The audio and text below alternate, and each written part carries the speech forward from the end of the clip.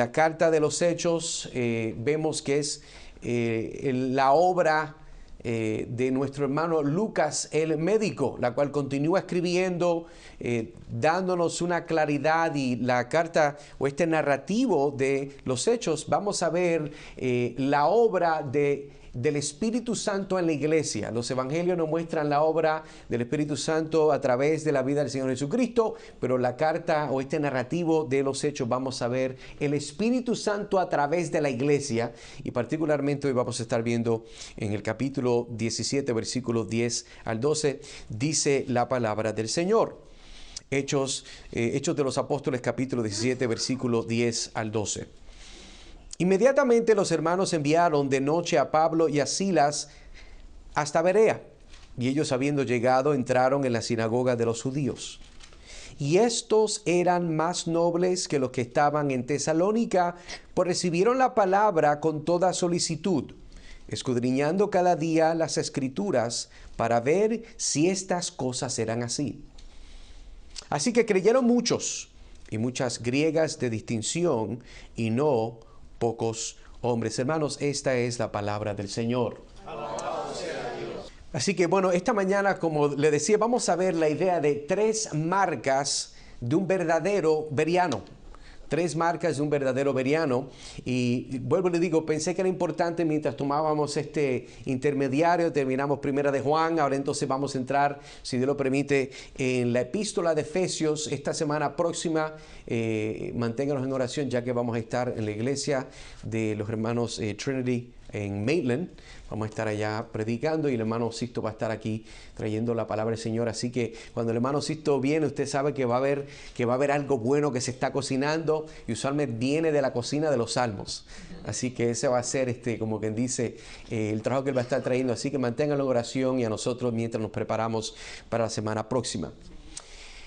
La carta de los Hechos entendemos que es, como decía, un narrativo, una descripción de la obra del Señor Jesucristo, la cual Él nos da esa gran comisión, ir por todo el mundo, predicar el Evangelio. Entendemos la gran comisión, y vemos que en los Evangelios el Espíritu Santo, ¿verdad? Jesucristo se rige únicamente a hablar lo que el Padre le dijo, a decir lo que el Padre le dijo, a hacer lo que el Padre le dijo. No hay nada más de lo que Cristo está haciendo.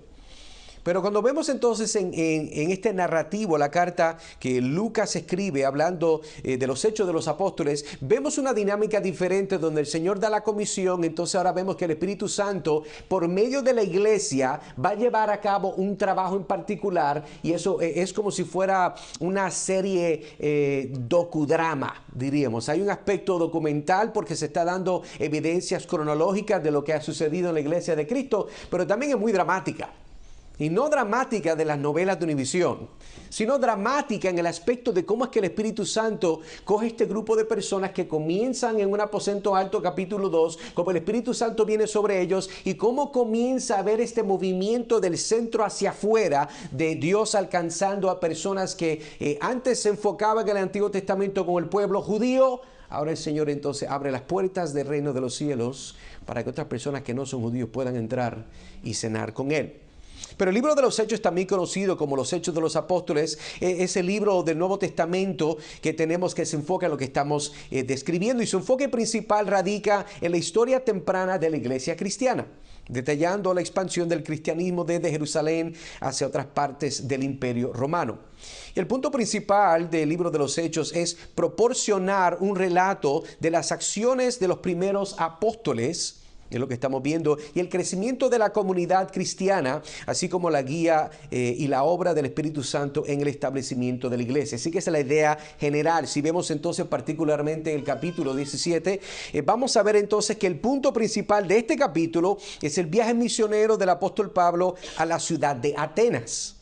En este capítulo Pablo predica a los atenienses sobre lo que se llama el Dios desconocido. Les recomiendo que pueda leer el capítulo, fascinante lo que sucede. Y entonces este Dios desconocido a quien adoraban, presenta a Pablo el mensaje de Jesucristo en el contexto de su trasfondo cultural y filosófico. Destaca la habilidad de Pablo para conectarse con diversas audiencias y adaptarse a su mensaje en su contexto cultural. Es posible, hermano, hablarle a las personas en su contexto cultural y no diluir el evangelio. Eso es muy importante entender. Porque en muchos casos las personas creen de que el evangelio debe de venir con el sazón cultural mío, y aunque tal vez usted tiene muy buena intención en pensar eso no necesariamente es lo que necesita. Sino que el evangelio se ajusta, no es regulado ni controlado ni modificado por la cultura, sino que la cultura puede entonces recibir el evangelio. Y usted piensa tal vez como cuando usted tiene, bueno, a las personas le han pasado, usted obviamente tiene un buen café en la mano y de momento alguien viene, le da sin querer queriendo y le cae sobre toda la ropa. Y peor si es un domingo en la mañana. Y su ropa lo absorbe. O sea, el café entra por todo aspecto, ¿verdad? Esa fibra de su ropa. De la misma forma, el evangelio entra en todo diferente lugar de un aspecto cultural, porque el evangelio va a reorganizar aquellas cosas que no están correctas.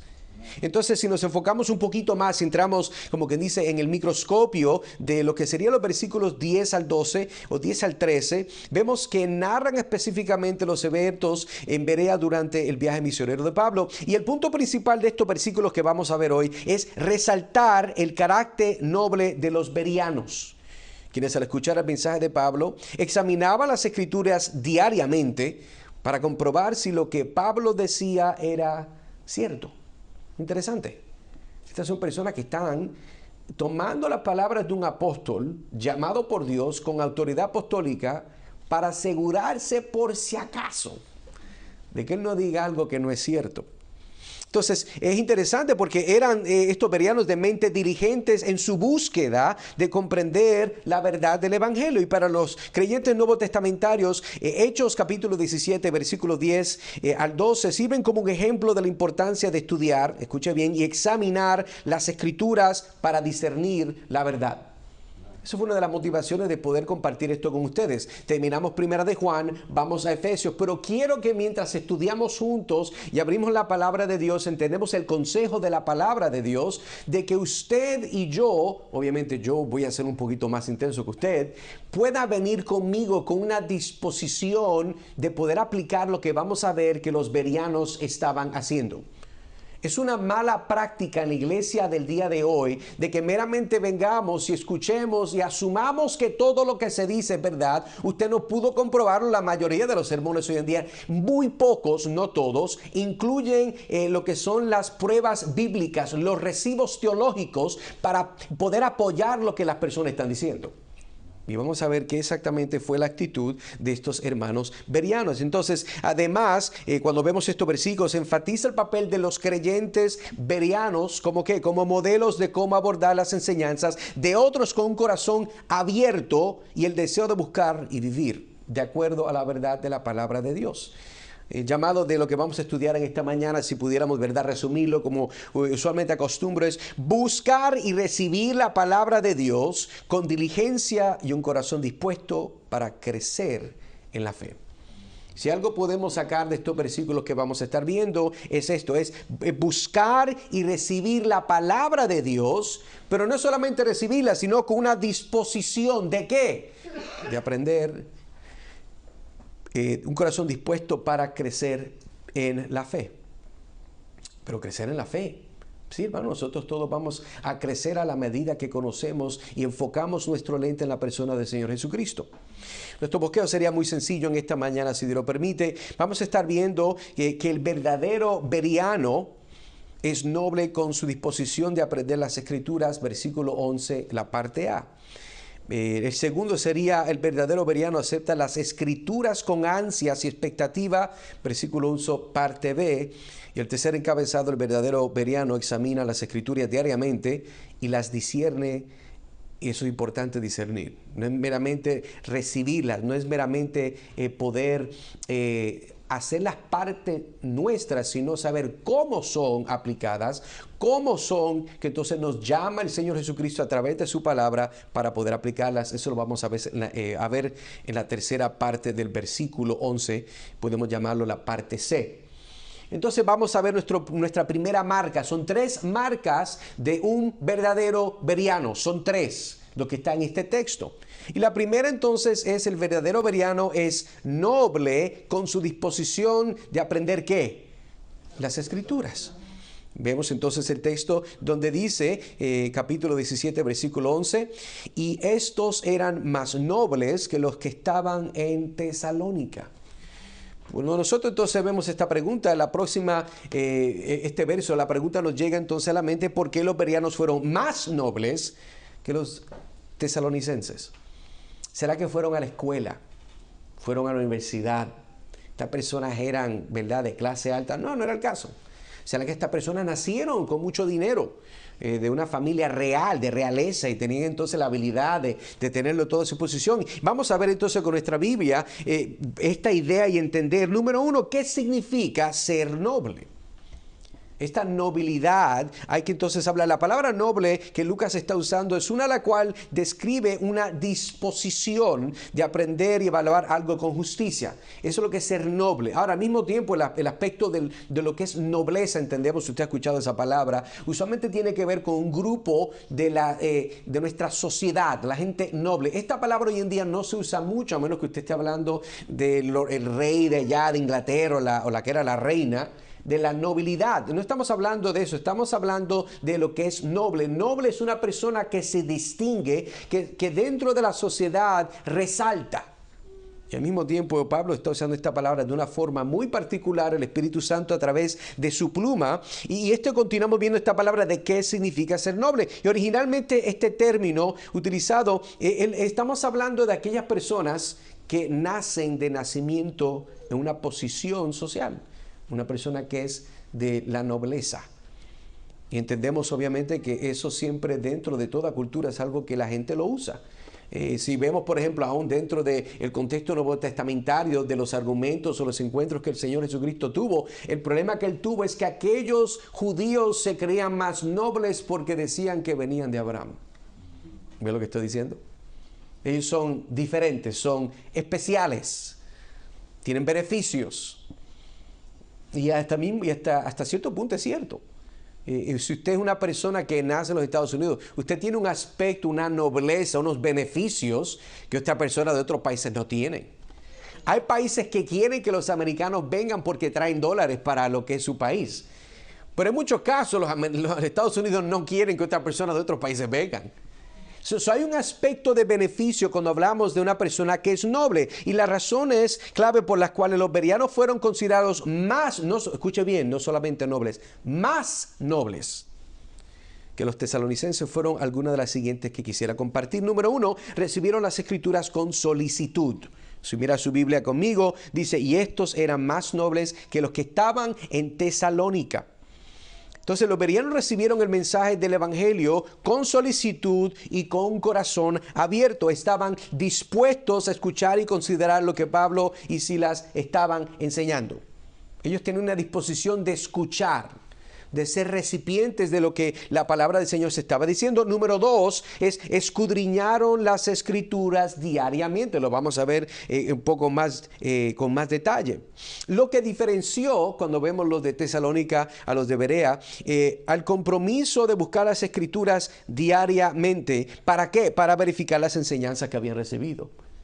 No es meramente buscar para confirmar, sino es el aspecto, y vamos a verlo, la frecuencia de cómo lo hacemos. Hay personas que en su vida espiritual van a estar luchando, pero no interactúan con la palabra de Dios, a menos que sea un miércoles en la noche o un domingo en la mañana. Hermano, eso no es saludable. Usted debería estar interactuando con la palabra de Dios porque es la forma que Dios le habla a usted.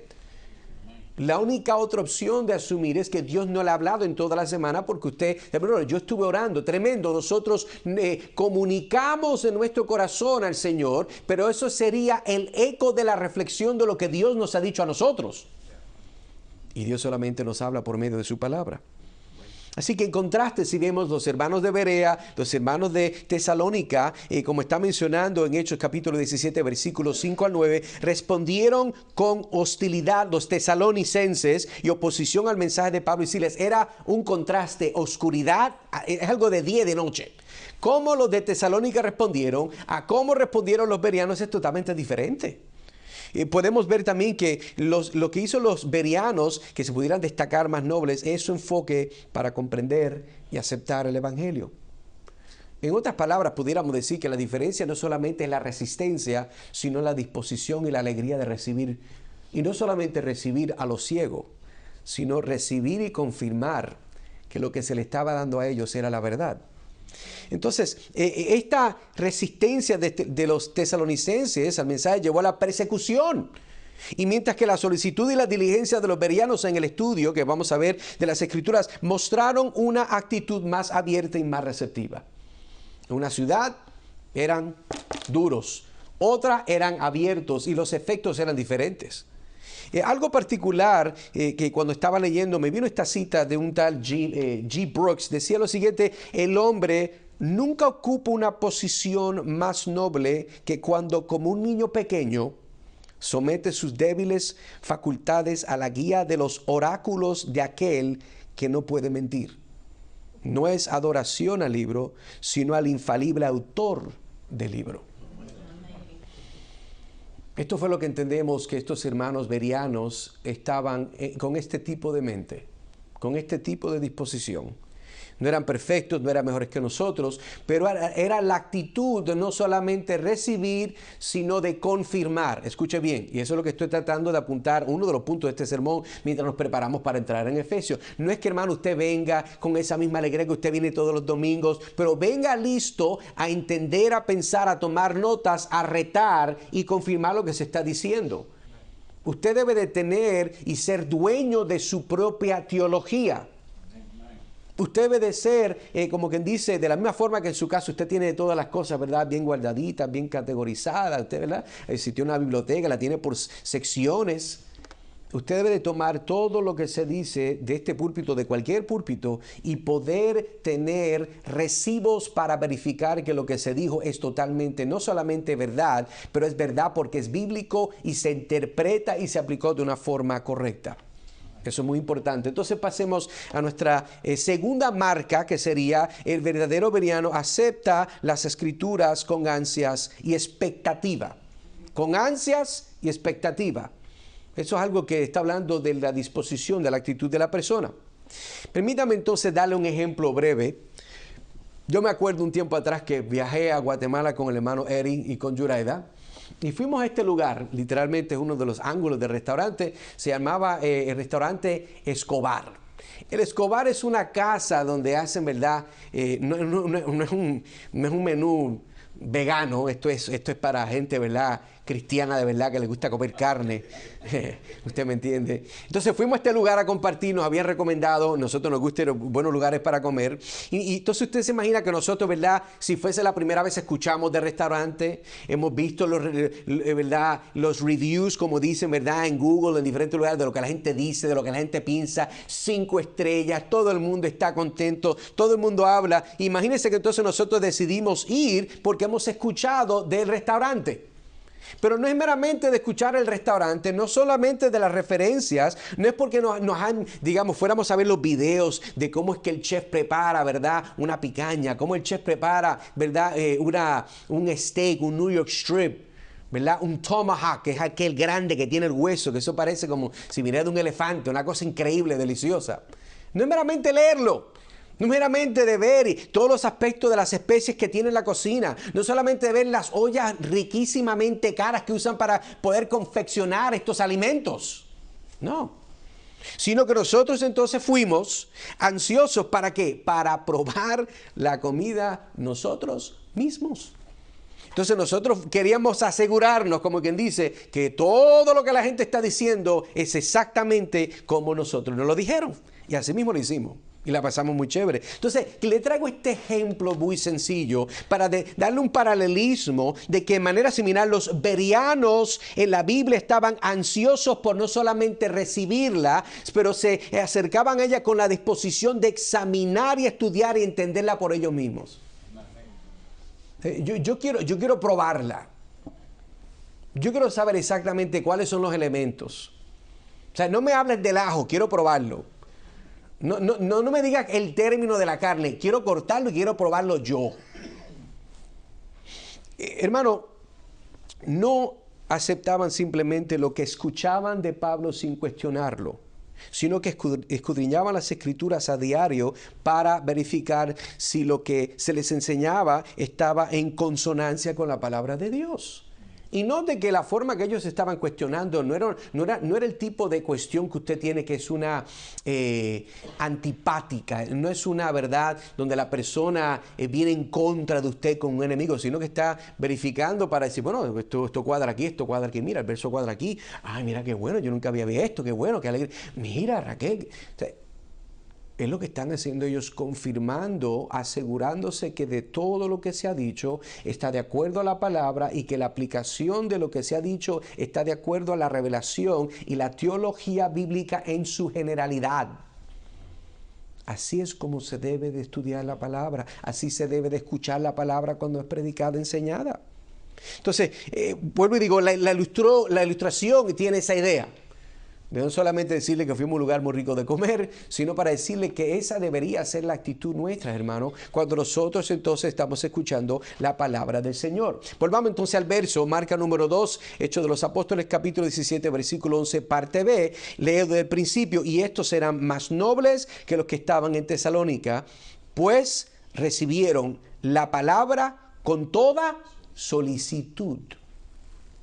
Esta palabra que la Reina Valera usa como solicitud, ansia de realizar alguna actividad o acontecimiento con afán. Está hablando de algo en particular. Para dar un verso que nos puede ayudar a entenderse, Primera de Tesalonicenses capítulo 2 versículo 13, dice, por lo cual nosotros sin cesar damos gracias a Dios.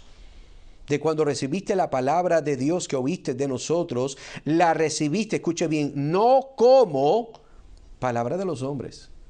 La palabra del Señor no se toma como palabra de los hombres. La palabra del Señor continúa diciendo, sino según es en verdad la palabra de Dios, la cual actúa en vosotros, ¿quién? Los creyentes. Entonces entendemos que hay una solicitud la cual entonces va a determinar con qué actitud, con qué pensamiento nosotros vamos a recibir la palabra del Señor. Nosotros recibimos esa solicitud. Usted entiende que cuando usted va a solicitar algo, usted está pidiendo algo. Y si usted está pidiendo algo, porque usted espera recibir algo. La solicitud entonces nos dice de que estos hermanos están recibiendo porque ellos quieren recibir. Y no solamente quieren recibir, sino que esperan recibir algo. Pero lo que van a recibir no es meramente a las ciegas, como estamos apuntando, sino que ellos iban a ser dueños de su teología.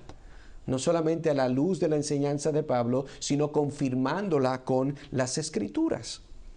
Y esto es muy importante porque la solicitud correcta siempre será evidenciada de la forma y con la actitud que recibimos la palabra de Dios de todo hombre que Dios ha llamado a enseñarle a predicarla. Esa es la forma que nosotros vemos cuando una persona con ansias, ¿verdad? Con alegría. Es como cuando, le doy otro ejemplo, usted lo ha escuchado muchas veces. Si usted obviamente está en una situación donde usted le comete el error de decirle a sus hijos una semana de anticipación que usted lo va a llevar a su parque temático favorito. Se le chavó la vida, ya, por una semana completa, esa es la campana que siguen tocando. Mami, ¿cuándo vamos? ¿Y cuántos días faltan? ¿Y a dónde vamos a ir? ¿Y en cuál nos portamos? Pues vamos a montar primero. Y toda la semana, eso es culpa suya. Yo por eso a mis hijos no les digo nada hasta que ya está a punto de pasar.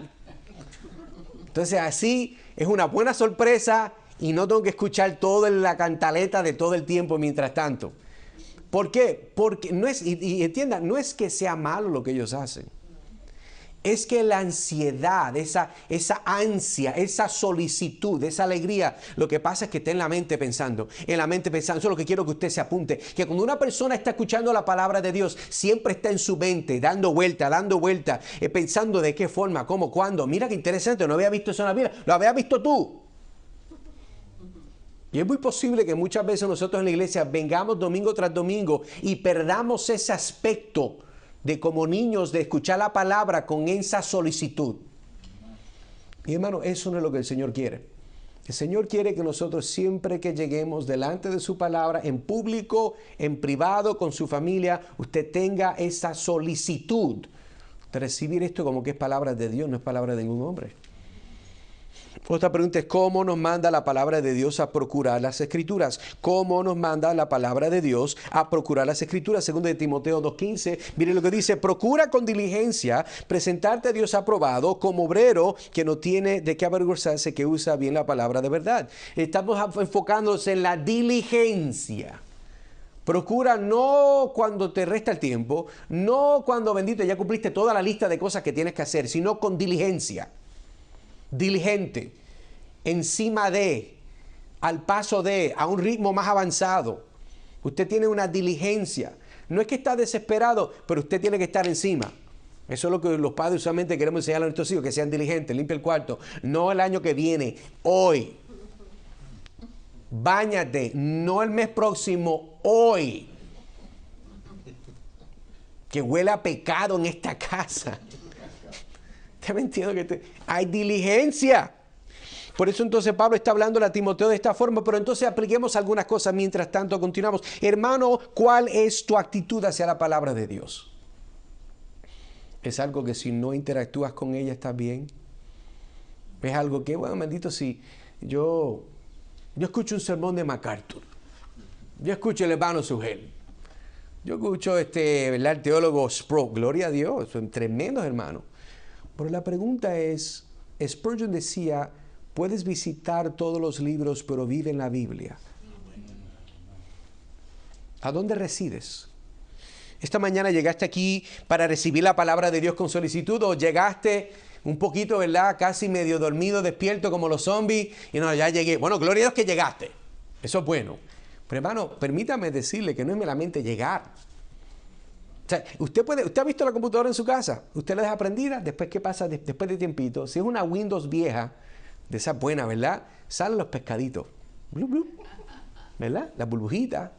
Mire, hermano, la computadora muestra una pecera, pero nada está pasando. Y es muy posible que muchas veces usted llegue a la iglesia y usted está ahí cantando, usted está aquí, pero no está aquí.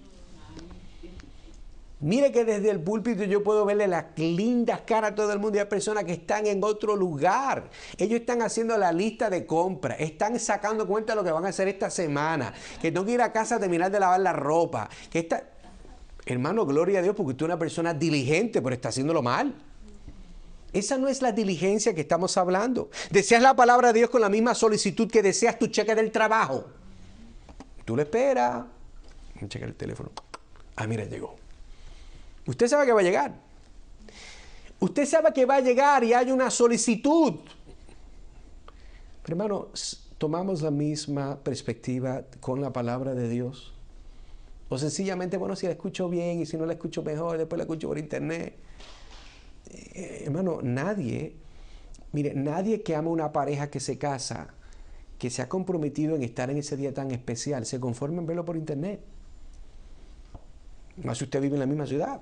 Y lo invitaron. Usted es un sinvergüenza si no desaparece ese día. Usted confirmó, sabe que esos platos son caros. Es lo mismo. Si usted está en una iglesia bíblica donde se adora el Señor, usted debe de tener solicitud de estar ahí. Estar con los hermanos, abrir la palabra de Dios, cantar juntos. Continuamos entonces, ¿por qué la palabra de Dios nos llama a tomar la palabra en serio? Es una buena pregunta y la respuesta en Salmo 119, versículo 105 dice, lámpara es a mis pies tu qué, tu palabra, y lumbrera mi camino.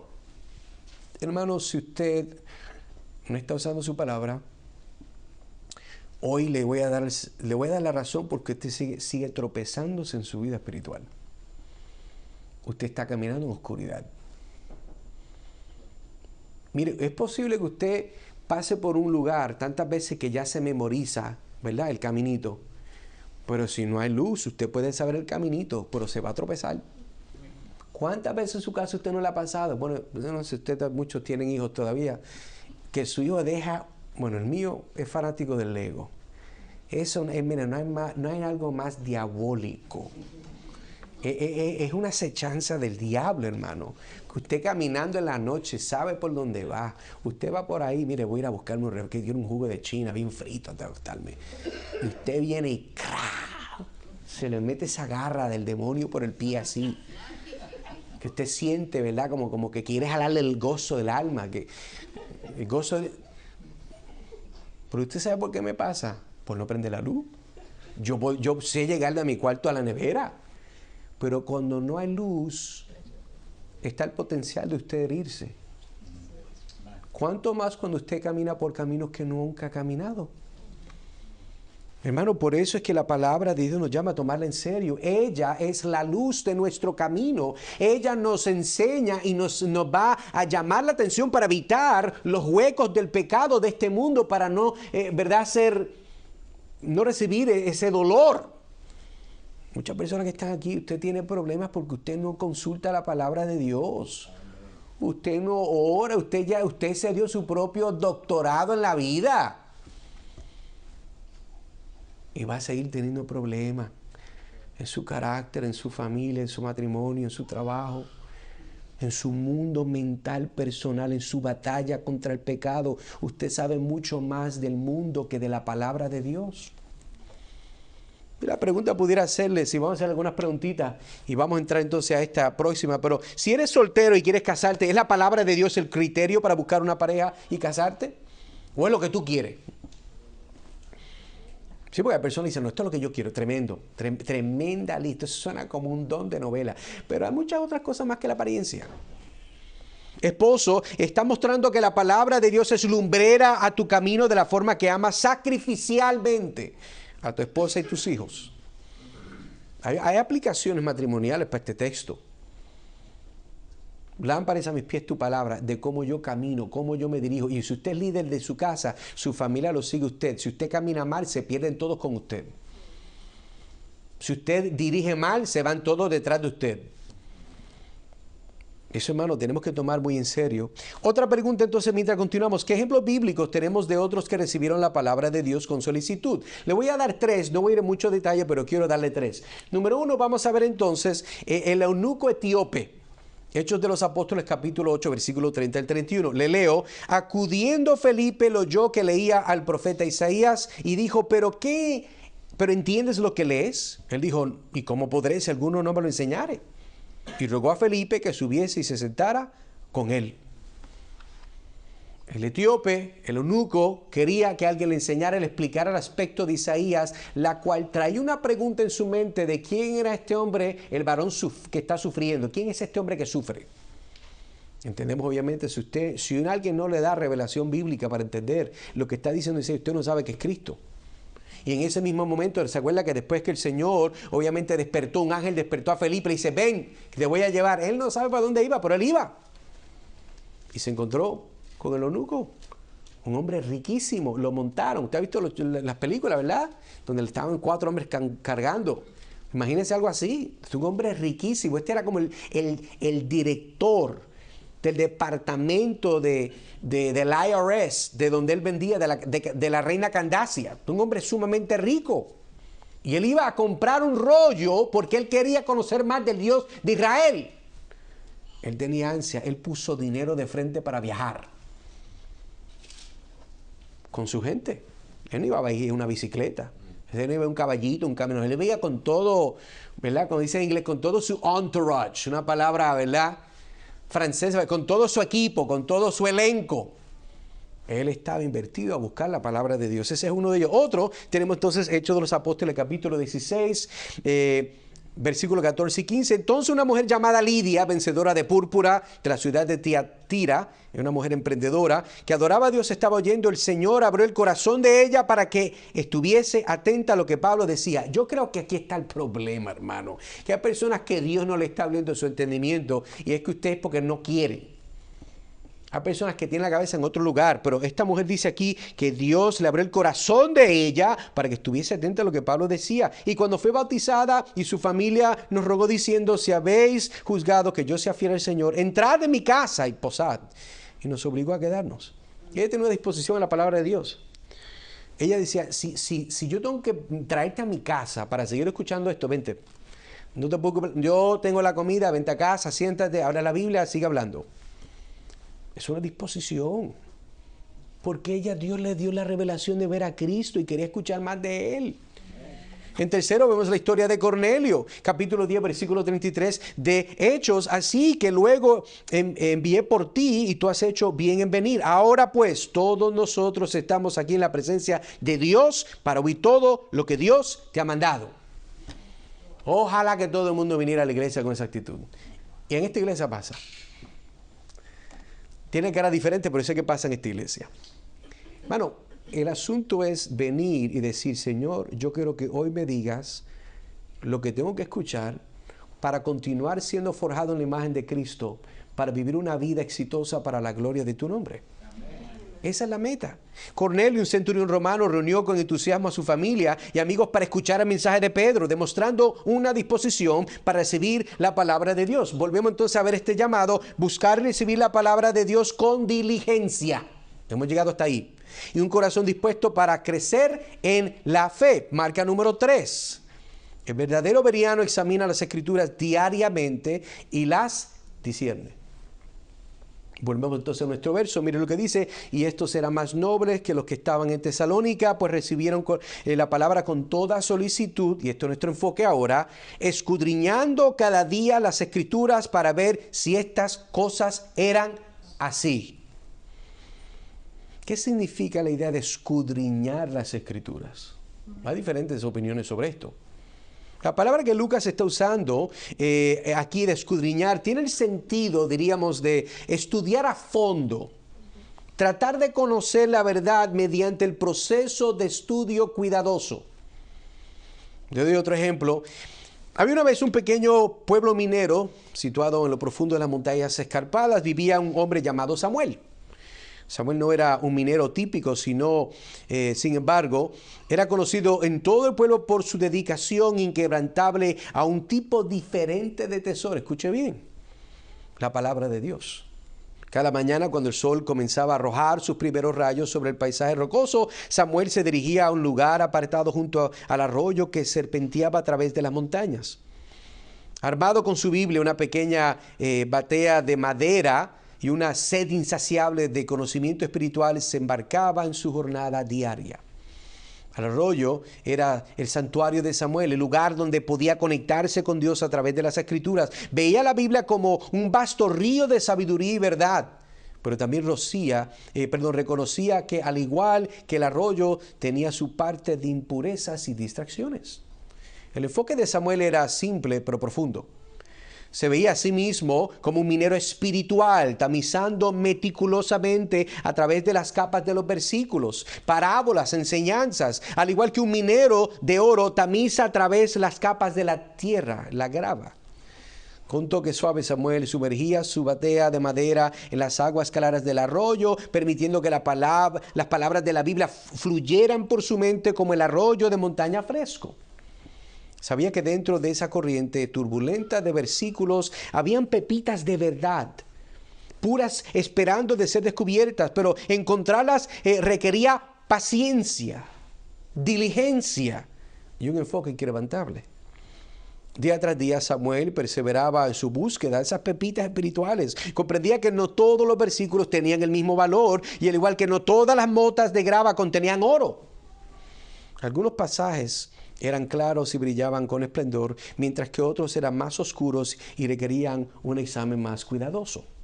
A medida de las semanas se convertían en meses y los meses en años. La reputación de Samuel como un hombre de sabiduría y perspicacia crecía en todo el pueblo. La gente acudía a él con sus preguntas y dudas, buscando una orientación, una comprensión. Samuel, siempre humilde, compartía las pepitas de verdad que había descubierto de su viaje al arroyo. Una noche, un joven minero llamado Daniel se acerca a Samuel con los ojos llenos de curiosidad. He oído hablar de tu ritual diario junto al arroyo, dijo Daniel. Quiero aprender cómo encuentras esas pepitas de verdad dentro de la Biblia. Samuel sonrió cálidamente, invitó a Daniel a sentarse a su lado junto al arroyo. Con un gesto suave le entregó una Biblia y una batea de madera diciendo: recuerda, amigo mío, la palabra de Dios es como un río vasto. Puede parecer abrumador en ocasiones, pero con paciencia y un corazón hambriento de verdad encontrarás las pepitas de sabiduría puras escondidas dentro. Y así Daniel comenzó su viaje como un minero espiritual, aprendiendo de Samuel el arte de tamizar a través de las capas de las Escrituras, tamizando pacientemente las pepitas de la verdad pura escondida dentro de la palabra de Dios.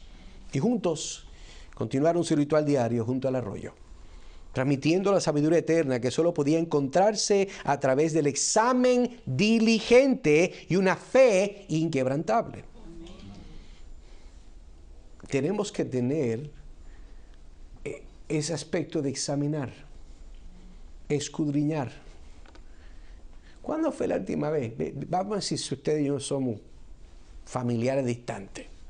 ¿A quién le ha pasado que usted pierde o el control remoto del televisor en el sofá, en la cocina, o las llaves de su carro, y usted busca y busca, está en la cartera, está arriba, está en el garaje, se la llevó el perro? Usted está buscando, y más cuando tiene prisa. ¿Qué? Es como brujería. O sea, esas cosas no pasan cuando usted no tiene prisa, es cuando tiene prisa que pasa. Mi amor, tenemos que irnos. Timoteo, por favor, vámonos. ¿Dónde están las llaves? Pero tenía las llaves. ¿Dónde pusiste las llaves? Estaban aquí, pero ¿dónde están las llaves? Entonces se vuelve, ¿verdad?, un 8. El aspecto de escudriñar no debe de ser meramente intensificado por una necesidad, aunque siempre usted y yo tenemos una necesidad espiritual, pero debería pasar no solamente cuando estamos en lo bajo, sino cuando Dios nos permite estar en lo alto.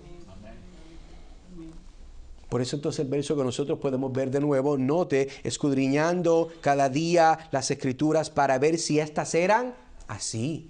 No, la actitud de ellos no era, vamos a ver si Pablo nos está mintiendo. Yo creo que a mí no, que Pablo es mentiroso. Nadie estaba diciendo eso, hermano. No, ellos querían confirmar. Ellos querían ser dueños de su propia teología.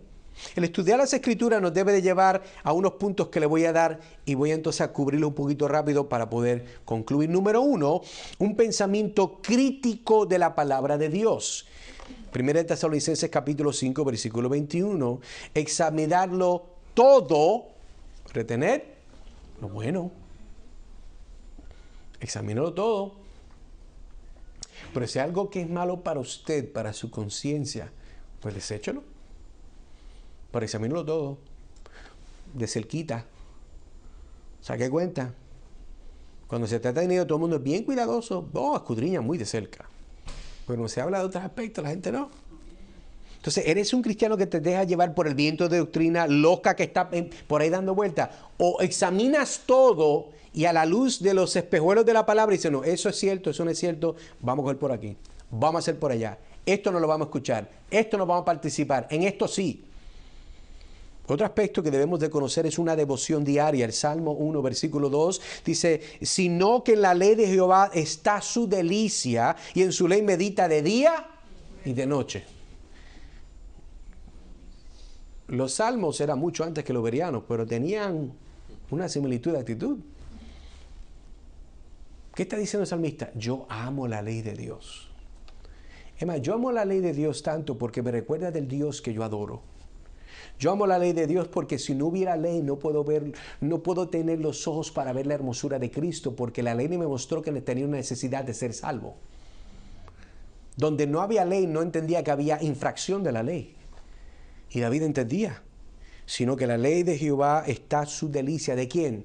De aquel que ama a Jehová, aquel que adora a su Creador. ¿Por qué? ¿Y cómo? En su ley medita de día y de noche. Es la ley que te recuerda la bondad de Jehová. Es la ley de Jehová que te recuerda la necesidad de estar confiados en Jehová.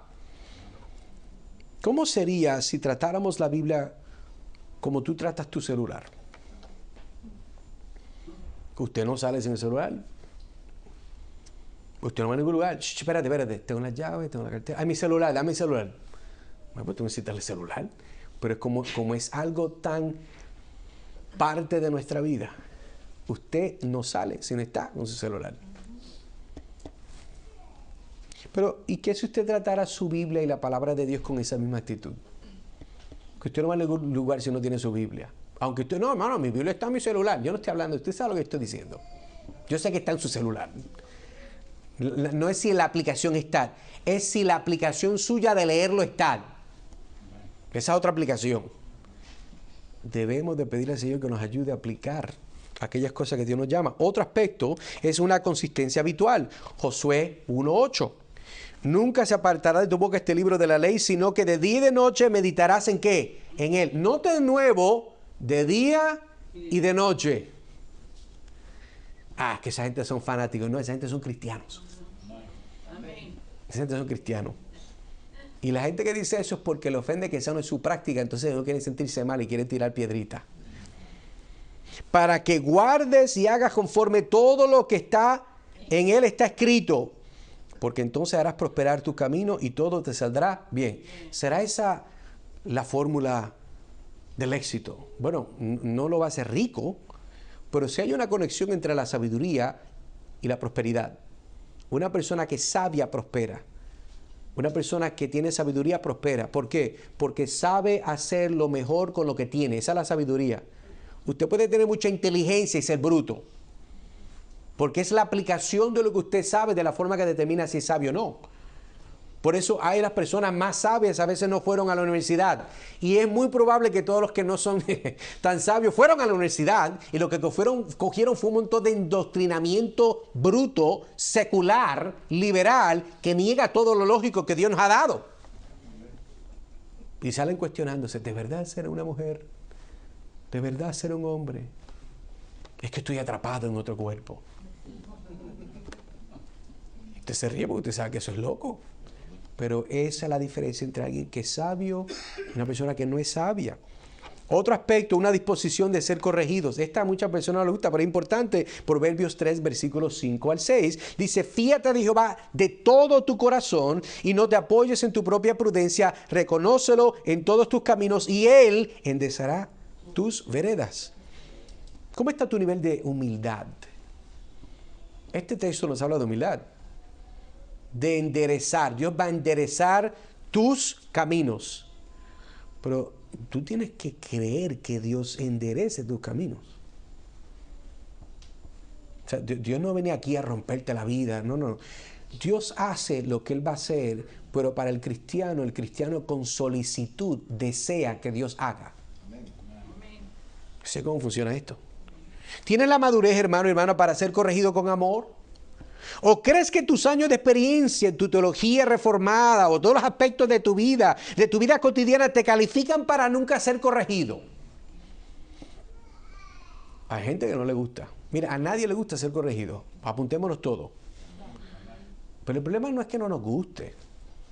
El problema es que si pudiéramos ser más conformados a Cristo y ser humildes, veríamos el beneficio de la corrección. La meta no es decir, que tú eres bruto, no sabes nada. Eso es lo que estamos hablando. Es decir, mira, en esta área Dios quiere que crezcas más. En esta área Dios quiere que puedas madurar más para poder entonces colectar estos beneficios de aquella persona que es sabia. Otro aspecto que hay que ver es una verificación de las Escrituras, que es lo que bereanos estaban haciendo. Mire bien lo que dice 1 de Juan 4:1. Amados, no creáis a todo espíritu. Interesante, esto pasó mucho antes que Juan escribió. Si no probáis los espíritus si son de Dios, porque muchos falsos profetas han salido por el mundo. Muchos han salido por el mundo. Usted imagínese el almacén de Amazon. O sea, que todo el mundo ordena aquí, ¿verdad? Y usted a veces le llegan 3 horas, le llegan un día. Y usted imagínese el almacén de Amazon gigantesco con todo, ¿verdad? Los forklifts, pip, pip, viene y baja, usted sabe, es algo gigantesco. Ahora imagínese esta idea de que de ese almacén espiritual han salido millones de falsos maestros y los siguen mandando cada minuto. Y la gente recibiendo y tomando lo que dicen sin verificar nada. ¿Esto es lo que estamos diciendo? Mire, en Berea había muchos dioses falsos. Estaban los gnósticos, estaban diferentes personas locas. Y ellos entendían, tenemos que comprometernos con la palabra de Dios para verificar si lo que están diciendo es coherente con el resto de la Escritura. Si no es coherente, entonces hay un problema, porque Dios no se contradice. Así que cuando hablamos de esto, le podía hacer la pregunta, ¿sabías que una de las marcas de tener el Espíritu Santo es el desarrollo del discernimiento para aprender y seguir la verdad de la palabra? Discernir. Hemos hablado de esto otras veces, discernir, saber lo que es bueno y lo que es malo. Sí, eso es una forma de discernir. Pero está el discernir más agudo, que es el que Dios quiere, que es saber lo que es bueno y lo que es casi bueno. Debemos de madurar y el discernimiento es como un músculo. Si usted no lo ejercita, usted no va a crecer.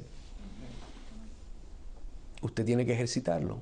Ahora, discernir no significa que se convierte en una persona súper crítica y quiere criticar a todo el mundo. Que esa persona no sabe, que ese hermano dispensacionalista. Usted entiende lo que estoy diciendo.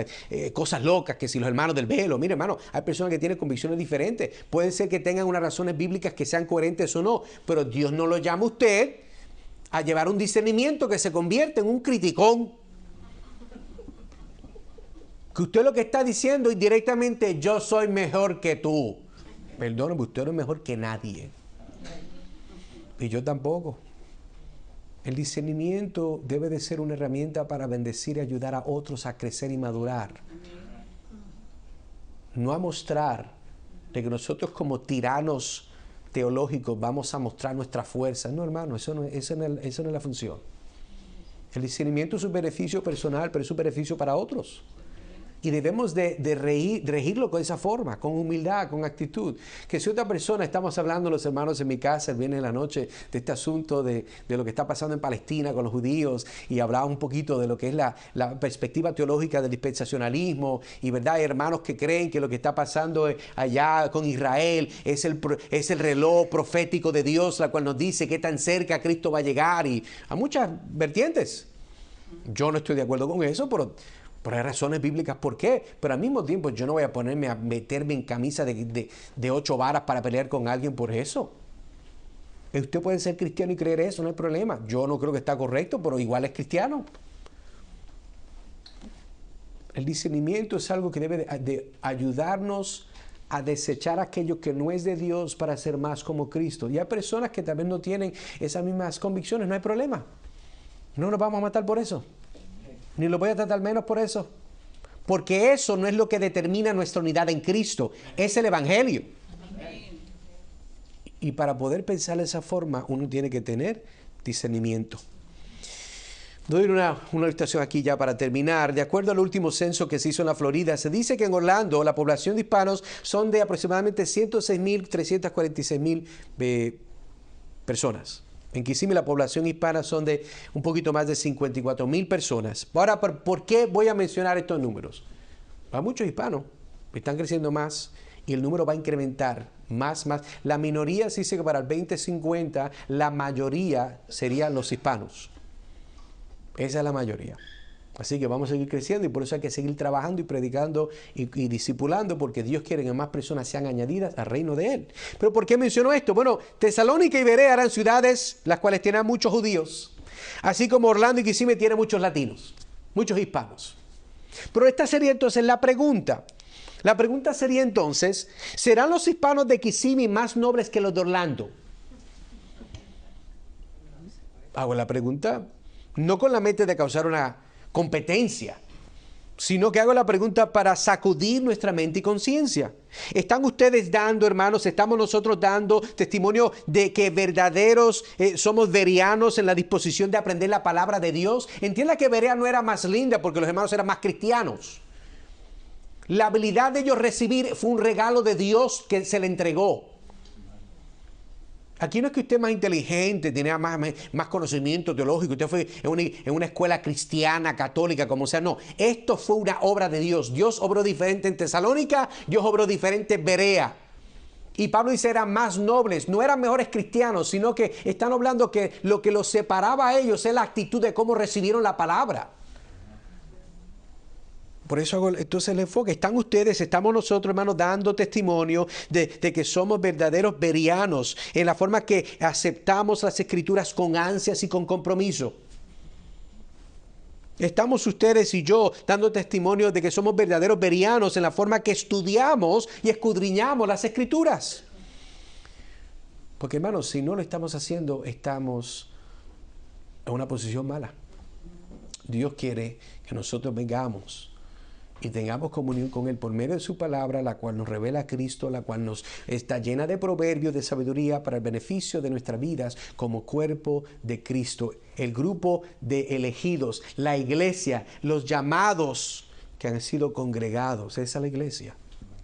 Finalmente, hermanos, quiero entonces exhortarlos con las palabras de Santiago, capítulo 1, versículo 21. Por lo cual, desechando toda inmundicia y abundancia de malicia, recibid con mansedumbre la palabra implantada, la cual puede salvar vuestras almas. Si tú estás aquí hoy y no conoces a Cristo, aquí el asunto no es de que conozca más, sino es que conozca menos de este mundo y conozca más a Cristo. Y lo único que te puede revelar eso es la palabra de Dios. Pero no solamente es la palabra de Dios, sino como dice Santiago, desechando toda inmundicia y abundancia de malicia, que es lo que todo el mundo tiene antes de venir al Señor Jesucristo. Todo el mundo es inmundo y todo el mundo es malicioso.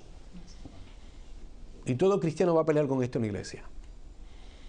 Pero al contraste dice, recibirla con mansedumbre la palabra implantada por Dios, implantada por el Espíritu Santo, puesta dentro del terreno de tu corazón, y Dios entonces la hace crecer. Y ese crecimiento es la evidencia de una salvación gloriosa. Así que, hermanos, consideremos lo que hemos visto. De nuevo hemos cubierto estos puntos. Del verdadero bereano es noble con su disposición de aprender las Escrituras. El verdadero bereano acepta las Escrituras con ansias y expectativas. Y el verdadero bereano examina las Escrituras diariamente y las discierne. Y terminamos entonces con el llamado, la tesis de hoy: buscar y recibir la palabra de Dios con diligencia y un corazón dispuesto para crecer en la fe. Debemos de buscar, pero cuando el Señor nos vaya a dar lo que buscamos, no se moleste si lo que le dio es lo que usted quería. Igualmente recíbalo. Y recíbalo con diligencia, sabiendo que Dios obrando en nosotros. Oremos, hermanos. Trino Dios y Padre Celestial, te damos gracias por el privilegio de poder juntos estar de nuevo, Señor, en este lugar, con la meta de poder conocer, entender, apreciar, adorar, magnificar tu nombre. Gracias porque estos hermanos en esta ciudad de Berea son todavía un buen ejemplo. Hay iglesias que tienen el nombre de este lugar. ¿Por qué? Porque recordamos tu obra en ellos. No es meramente ellos, sino es lo que tu Espíritu hizo por medio de ellos. Ayúdanos a nosotros como cristianos a tomar tu palabra con seriedad, con compromiso, con diligencia, con expectativa, entendiendo que tus palabras nos dan vida y es una vida eterna. Gracias, Señor. Pedimos todo esto en el nombre de Cristo Jesús. Amén y amén.